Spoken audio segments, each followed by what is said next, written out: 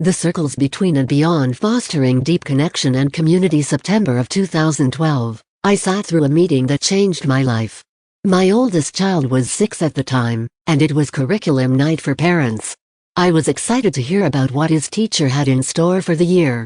My son was fortunate to have Mrs. Brodsky, one of the most well-known and respected teachers in the district. In between the moments where she offered ideas for making the year successful, I learned one of the most important lessons of my teaching career. That evening in September 9 years ago, I started to understand the circles in education. We are in the business of building a community. We work together. We do for other people's kids what we hope someone will do for our kids. The circles are everywhere. I recently read Beyond the Surface of Restorative Practices by Marisol Rirecha and was reminded of the circle's significance. Marisol's chapter on circles reminded me that Leonardo da Vinci's Vitruvian Man serves a purpose in reminding us that we are whole physiological beings represented geometrically by circles.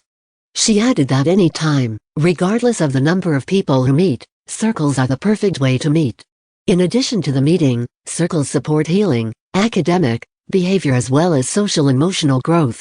I have arranged meetings and classroom activities around the structure of a circle. Recently, I have also started to see my teaching career as a circle. Circles also involve people over time.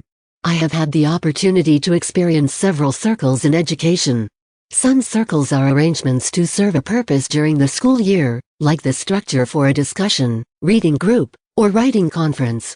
Lastly, big picture circles that represent what education is. A few years ago, I had a student who was the daughter of one of my dad's former students a few decades back. To make the story more complete, my daughter was currently in the preschool program where my student's mother worked. It was neat to realize that the cycle of education was never really over. Another circle I had the chance to be a part of was teaching Mrs. Brodsky's twins in my middle school classroom. Starting in the year 2012, each one of my 3 children was blessed with the opportunity to have Mrs. Brodsky as their first grade teacher.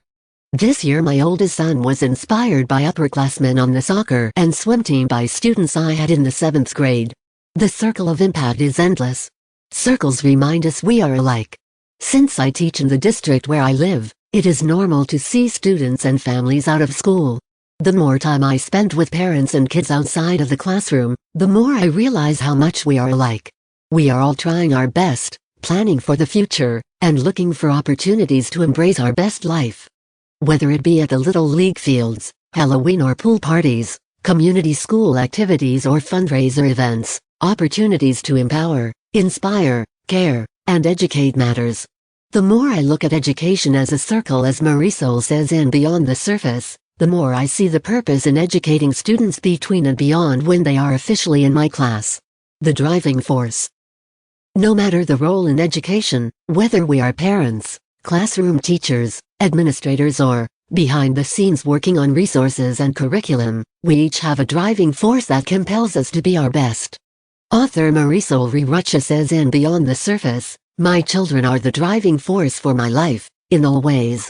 Because of them, I want to be the best woman possible. In my perspective, this means embracing growth, being financially independent, engaging in my spiritual practice, helping others, and only engaging in loving and respectful relationships that honor my dignity. Because I want to be the best person possible, I also want the same for them." Empowering students and communities. We empower each other as we listen and take the opportunity to share our stories. Marisol Rirecha writes, "Stories define individuals, create links to others, and add to the overall tapestry of a culture. When we listen and share stories, we form circles and create opportunities for deep connection. Deep connections happen when we treat students like they will never really leave our classroom." I am always in awe of Cami Webb, a teacher in Texas who frequently talks about how her students will always be her kids regardless of how old they get. Her students literally strike gold when they enter her classroom. Once Miss Webb has a student in the classroom, she has a way of making them feel loved and valued forever.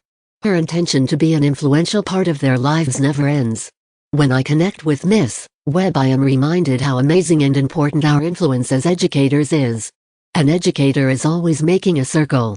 Podcast host and author Lindsay Titus says that impact happens in the moments between the moments. The in-between moments.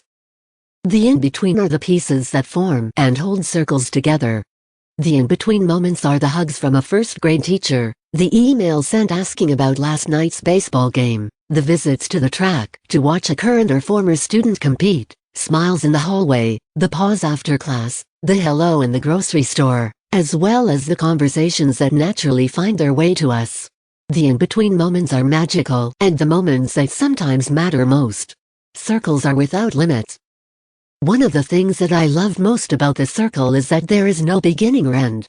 Similarly, in education, the influence of an educator is without limits. As Marisol Rirucha and Lindsay Titus both explain, our impact is constantly unfolding. Circles remind us that opportunities are unlimited.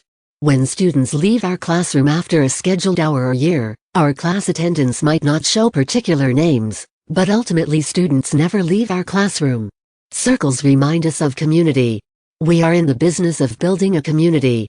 We work together. We do for other people's kids what we hope someone will do for our kids.